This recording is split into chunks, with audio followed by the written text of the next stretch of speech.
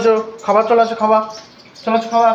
বাবা সঙ্গভঙ্গ দল তো সব হাজির খাওয়ার জন্য। ঠিক আছে, ভাত খাবি তোরা? খাওয়ার টাইম হয়ে গেছে, এখন ম্যাক্স খাবে দই দিয়ে ভাত।